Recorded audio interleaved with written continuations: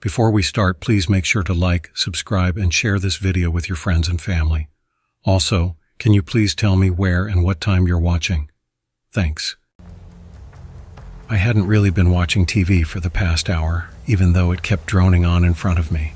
Mom was scrolling through her phone, Dad was doing the same, and my little sister Sarah lay sprawled across the carpet, her tablet propped against the coffee table.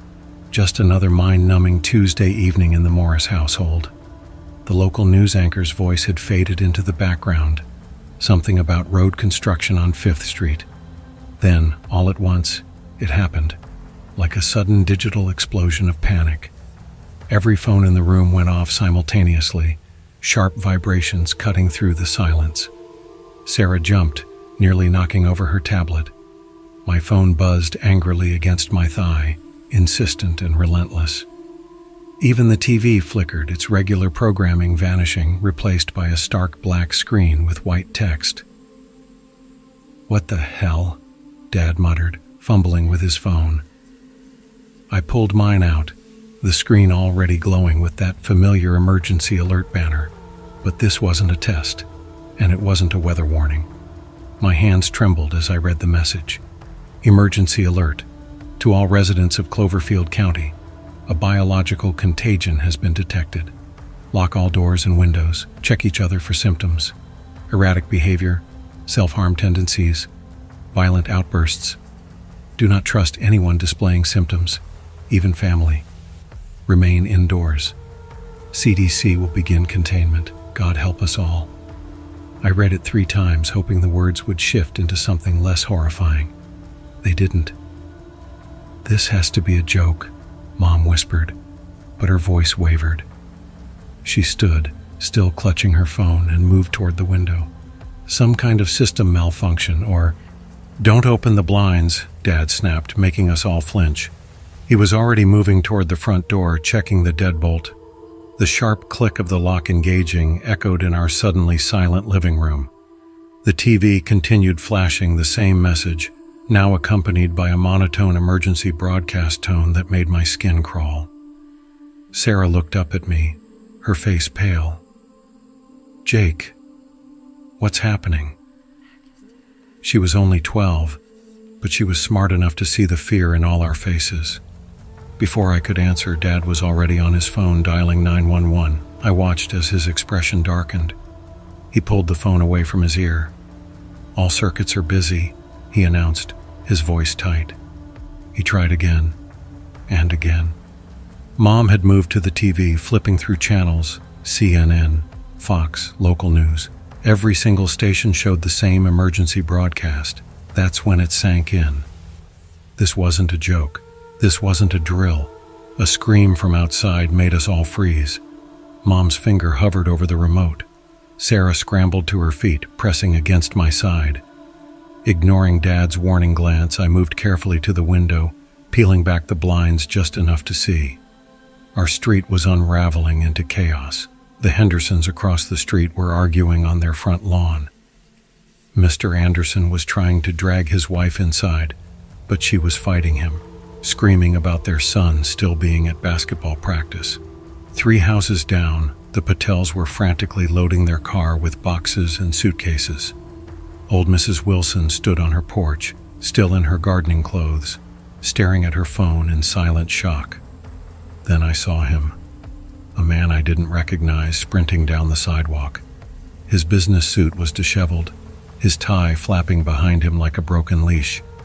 His face was twisted in terror, his mouth stretched wide in a scream. "They're in my head, they're in my head." His cries made my blood run cold. He disappeared into the growing darkness, but his screams lingered, echoing in my mind. I let the blinds fall back into place and turned to face my family. Mom had wrapped her arms around herself. Dad was still desperately trying to make calls. And Sarah. Sarah was silently crying, tears rolling down her cheeks. The emergency broadcast tone droned on, relentless, a chilling soundtrack to our growing fear. Outside, car alarms began to blare, more screams, more shouting. The sound of running feet on pavement.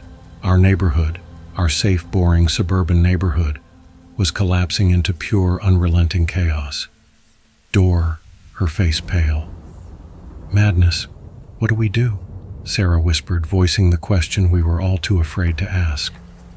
Dad finally put his phone down, his jaw tightening the way it did when he was trying to be strong for us.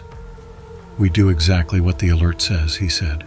We stay inside, we stick together, we wait for help. His eyes moved from me to Sarah, then to Mom, lingering on her for a moment longer. And we watch each other. That last part sent a chill down my spine. Watch each other for symptoms. The idea that one of us could suddenly change, could become something else, was almost worse than whatever was happening outside. Mom stepped away from the TV, moving carefully as if the floor beneath her might shatter. I'll get some water, she said. Some food from the kitchen. We should... A loud crash from somewhere down the street cut her off. The unmistakable sound of shattering glass. More screaming. Sarah pressed closer to me, trembling. Leave it, Dad said firmly. Nobody leaves this room, not yet. He hesitated, running a hand through his hair in that nervous way he did during tough times. But this was worse than anything we'd ever faced. Then our phones buzzed again, the same emergency alert, the same terrifying words, the same ominous ending. God help us all. I looked around the living room, this space that had always felt safe, warm, normal. The family photos on the walls. Sarah's crayon drawings still stuck to the fridge. Mom's favorite throw blanket draped over the couch. But now, it all felt different. Tainted. The sun was setting, darkness creeping in around the edges of the blinds. Normally, this was the time we'd be thinking about dinner, homework, all the little details of everyday life.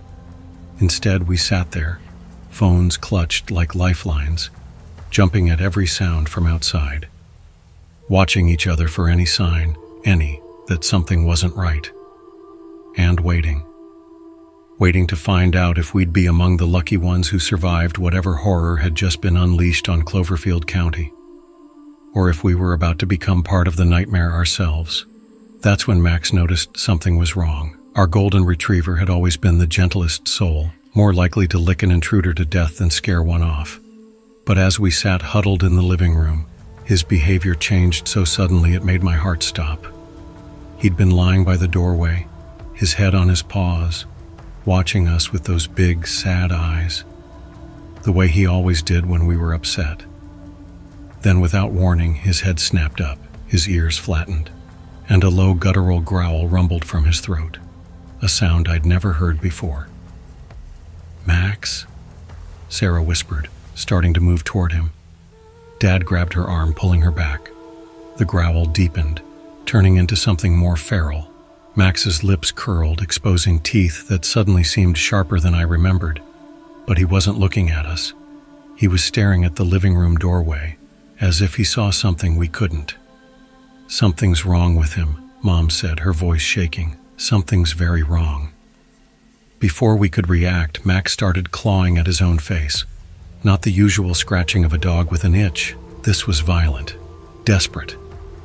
His claws raked through his fur, leaving deep red streaks against his golden coat. The sound that came from him wasn't a whimper. It was anguish, pure, raw agony. Sarah started crying again. Dad moved fast, lunging for Max's collar. The dog thrashed wildly, snapping at the air, almost catching Dad's hand in his teeth. "Help me!" Dad shouted. I jumped in, grabbing hold, and together we dragged our family pet toward the garage. Max fought us the whole way, his claws scraping the hardwood floor, his howls sending shivers down my spine.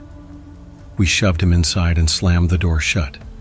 A second later, his body slammed into it from the other side, making all of us flinch.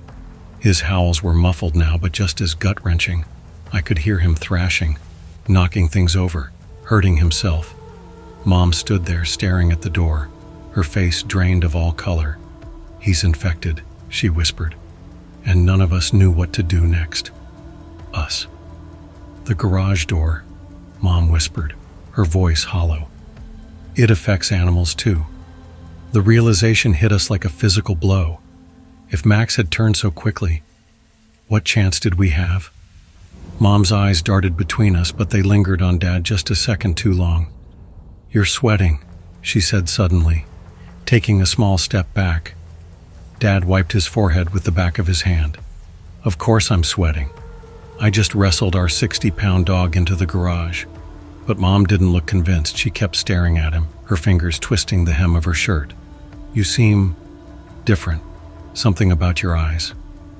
"Jesus Christ, Karen, I'm fine." Dad's voice came out sharp, cutting through the tense silence like a knife. We all flinched. He must have realized how it sounded because his face softened immediately. "I'm sorry," he sighed, rubbing his temple. We can't turn on each other. Not now." But the damage was done. I saw it in Mom's face, the seed of doubt planted deep.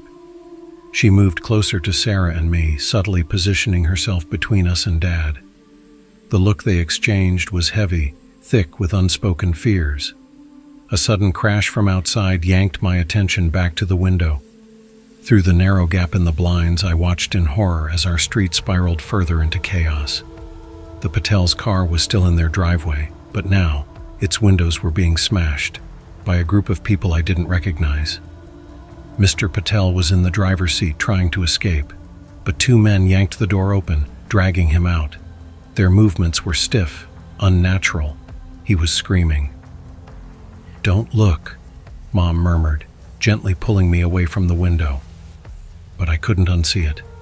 The vacant, empty stare in the attacker's eyes, the way Mr. Patel had thrashed, pleading, the sheer wrongness of it all. Then, pounding, loud, desperate, at our front door. We all froze. "Please," a voice called out. I knew that voice, Mr. Collins, our neighbor. "Please, let me in. They're coming. I'm not infected, I swear to God." I stepped toward the door, but Dad was faster, blocking my path. "Don't." That's when I noticed the knife in his hand, our biggest kitchen knife.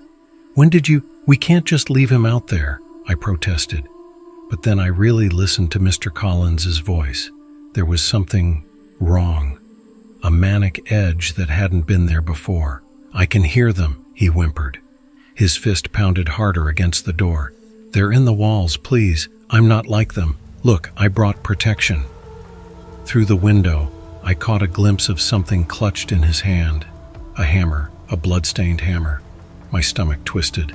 "We can't," Dad said again. But I saw the conflict in his eyes. This was our neighbor, the man who had helped us put up Christmas lights every year, the man who had taught me how to change a tire last summer. The pounding continued.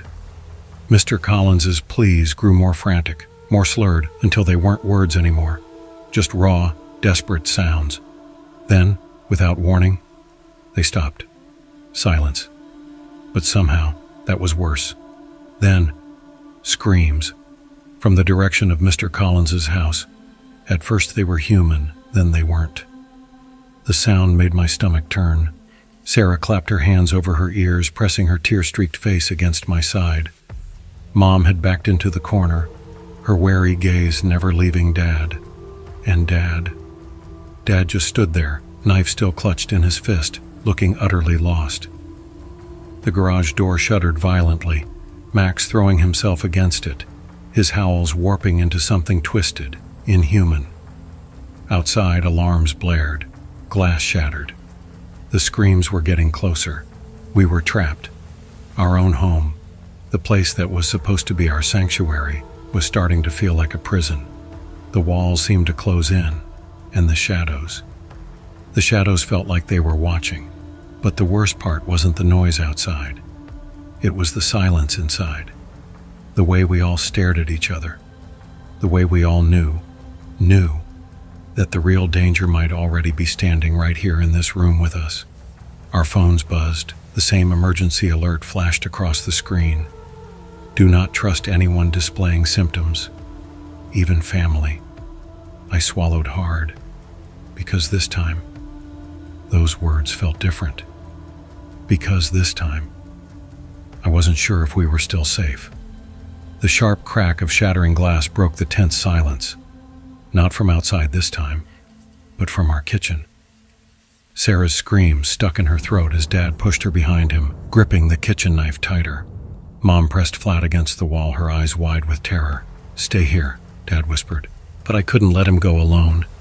I grabbed the fireplace poker, its weight unfamiliar, inadequate in my hands.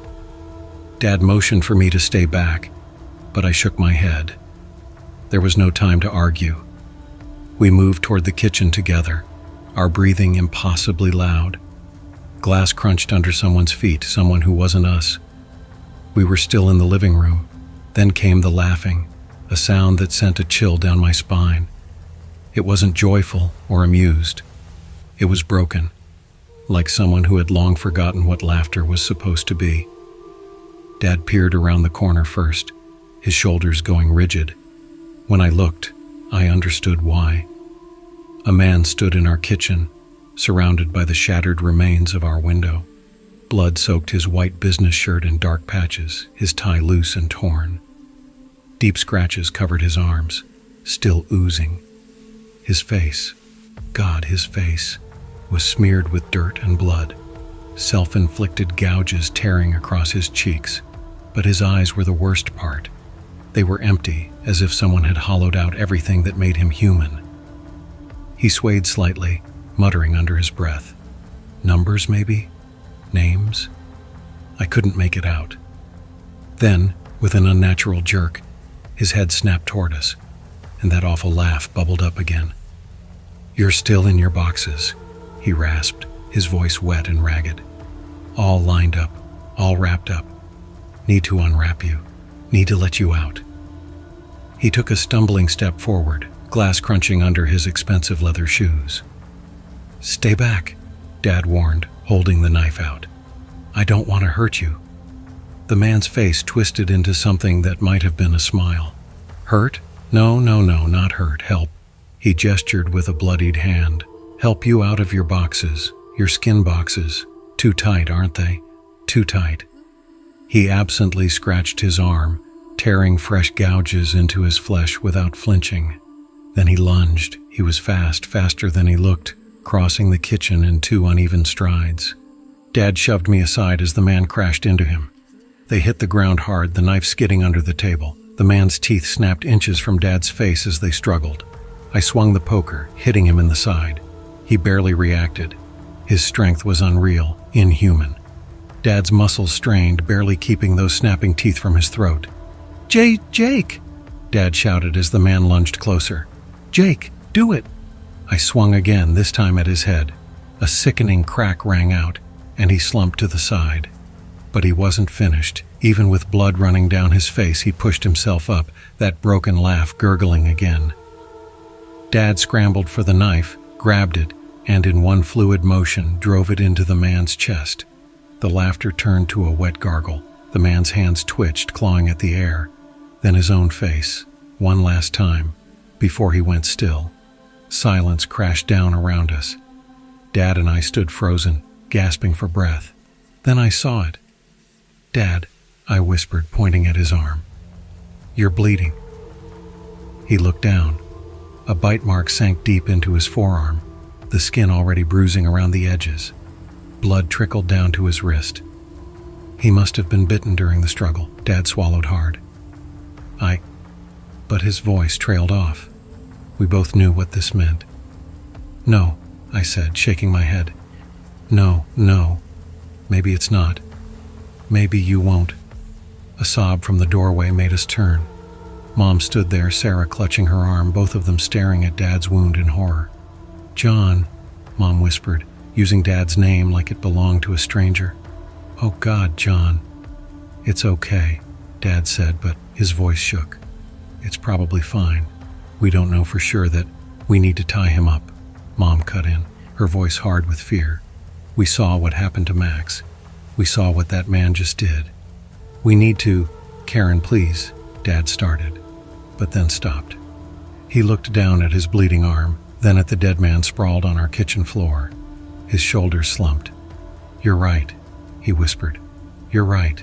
"Dad, no," I protested, but he was already nodding. "Get the extension cords from the garage," he said quietly. "And do it quickly, while I'm still me." Mom went to get the cords, keeping as much distance from Dad as possible as she moved around him. Sarah stood frozen in the doorway, silent tears running down her face as she stared at him like he was already a stranger. I just stood there, useless, gripping the bloody fireplace poker. We tied Dad to one of the heavy dining room chairs, looping the extension cords around his chest and arms. He didn't resist. He even helped, shifting his arms behind his back. "Tighter," he insisted. "Don't take any chances." I pulled the last knot as tight as I could. When I finally met his eyes, they were still clear, afraid, but still him. Still my father. "Jake," he said softly, If I start to change, you know what you have to do." I couldn't answer. I couldn't even look at him anymore. We dragged the chair into the living room, leaving the dead man in the kitchen. None of us were ready to deal with that yet. Mom positioned herself between Dad and Sarah, gripping another kitchen knife. I kept hold of the poker, my hands slick with sweat, time slowed to a crawl. Outside, the sounds of chaos continued, but they felt distant now, small compared to what was happening in our own home. We watched Dad closely, waiting, searching for any sign of change. At first, he sat quietly. Then he started muttering, words too low for us to make out. Sometimes he chuckled, the sound twisting my stomach. Every now and then, he jerked against the chair, like something was writhing beneath his skin. "It feels too tight," he whispered once, echoing the dead man's words. "Everything feels too tight." Mom's grip tightened on her knife. Sarah buried her face in her hands. I just watched, helpless, as my father slipped further and further away. Soon, the man in that chair wouldn't be my dad anymore. He'd be one of them. The first CDC vehicles arrived just after midnight. I saw their lights before I heard them, blinding white beams slicing through the darkness, sweeping across the street like searchlights. Then came the rumble of heavy engines, the slam of doors, the stomp of boots on pavement. "Look," Sarah whispered, pressing her face to the window despite Mom's warnings. "They're here to help us." I stepped up beside her. The CDC personnel looked almost inhuman in their hazmat suits, moving methodically from house to house. Their lights exposed destruction I hadn't noticed in the dark. Overturned cars, shattered windows, dark stains on the sidewalk that I didn't want to think about. They were pulling people from their homes. Some went willingly, hands raised in surrender. Others had to be dragged. I watched as they pulled Mrs. Wilson from her house. She was screaming about her skin, clawing at her own arms, leaving bloody trails behind.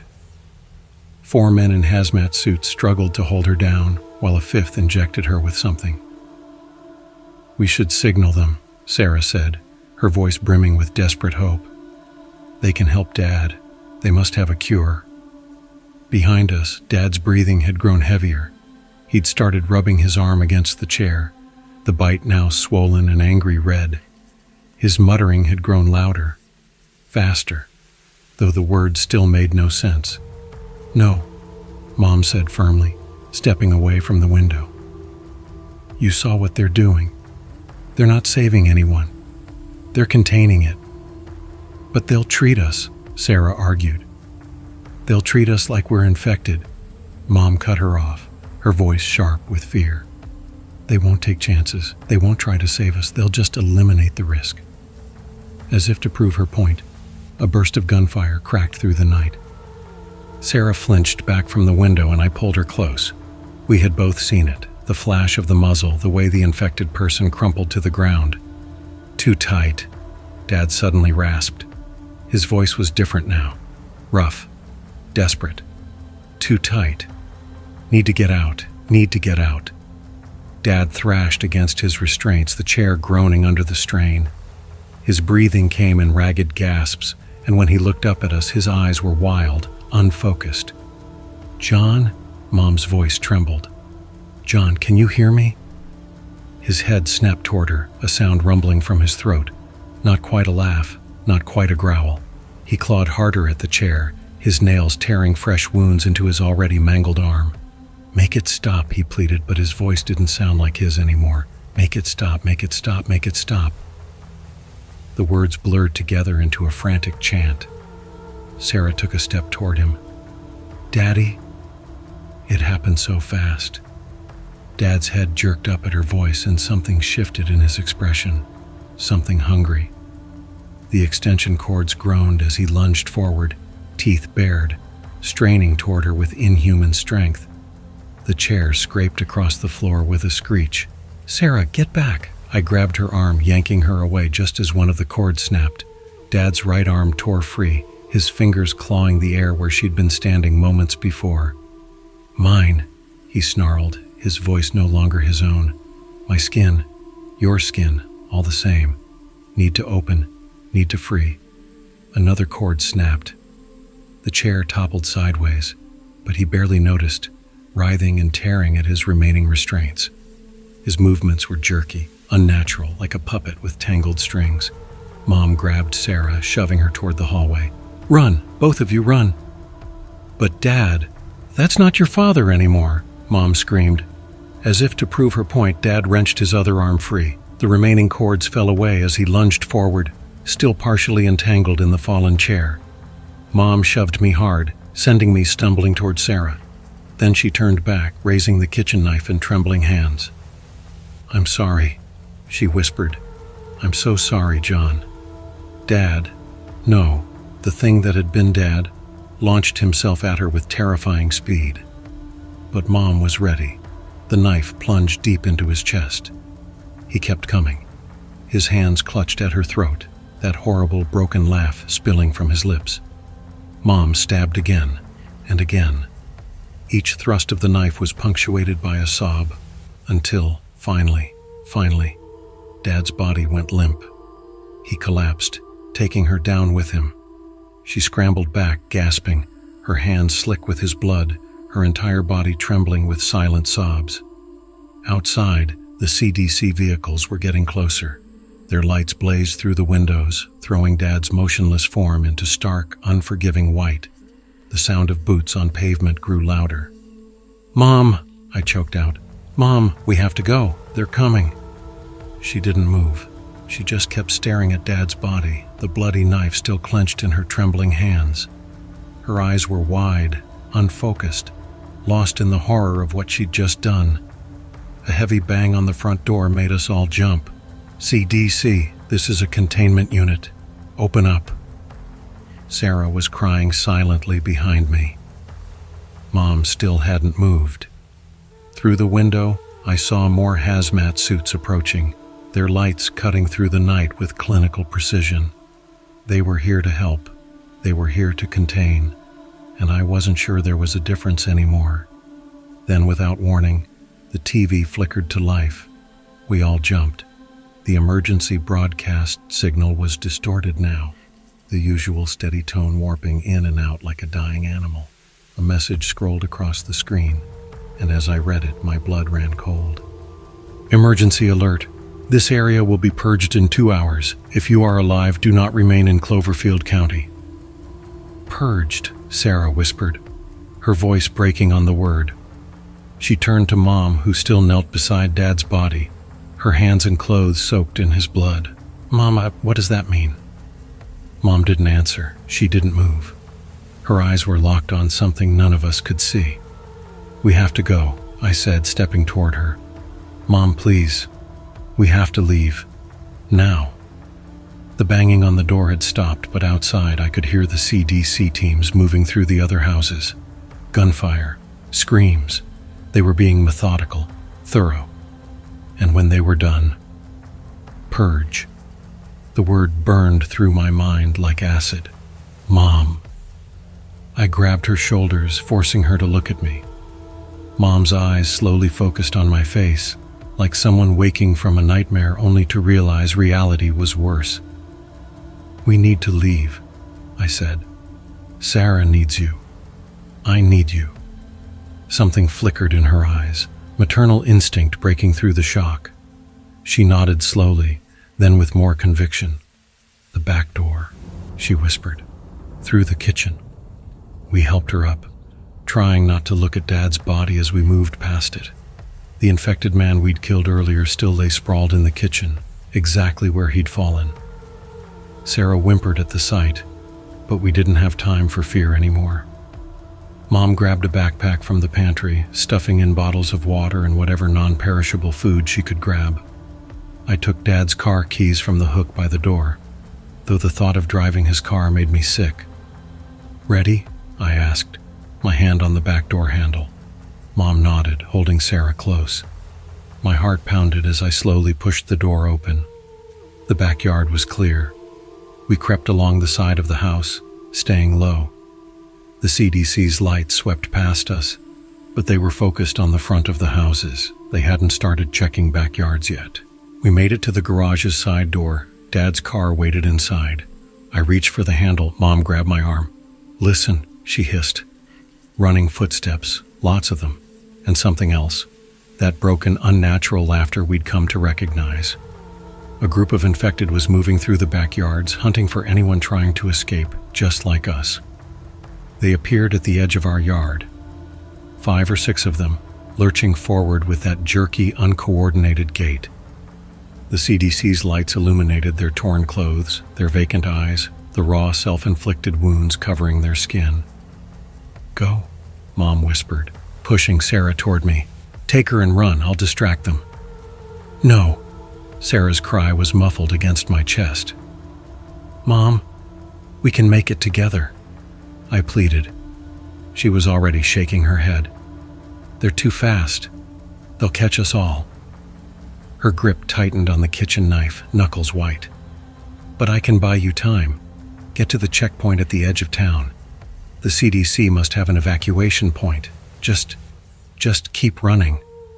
Mom, please. I love you both so much." She kissed Sarah's forehead, then mine. "Now run. Don't look back. Just run."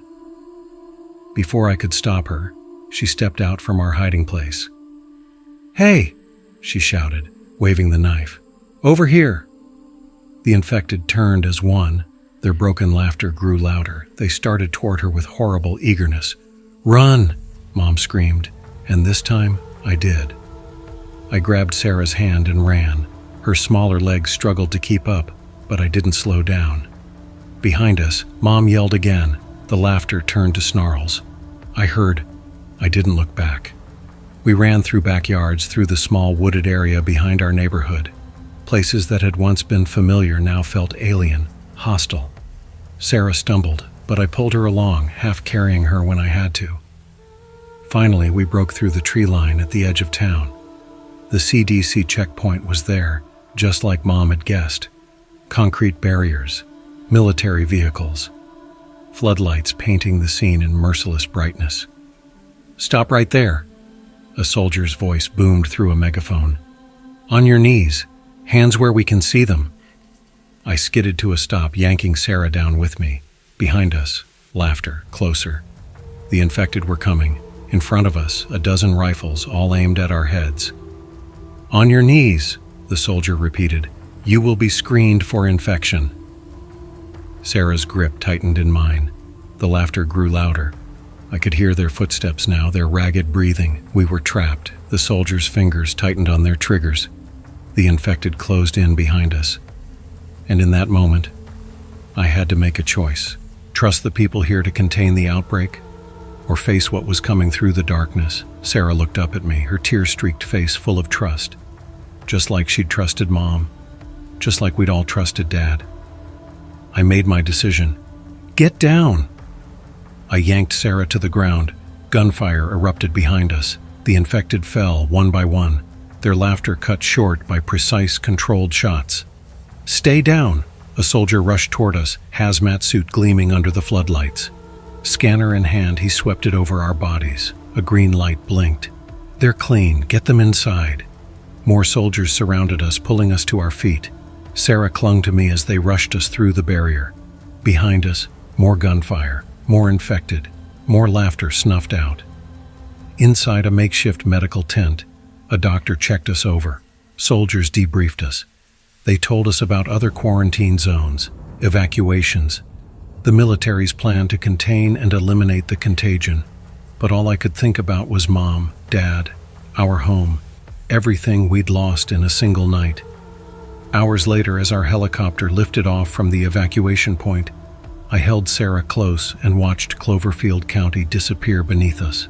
In the distance, other choppers carried more survivors to safety. The sun was just starting to rise, painting the sky in soft pinks and golds. Too beautiful for such a horrible morning. Sarah's voice was barely a whisper. "Do you think Mom made it?" I thought about her final moments, her sacrifice, her love. "She made it," I said firmly. "She made it by making sure we did." Sarah nodded the way kids sometimes do. We had survived, but survival came with a price.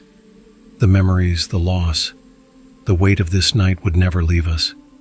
But I held on to two things: my sister's hand in mine, and the hope that, somehow, somewhere, we'd build something new from everything we had lost.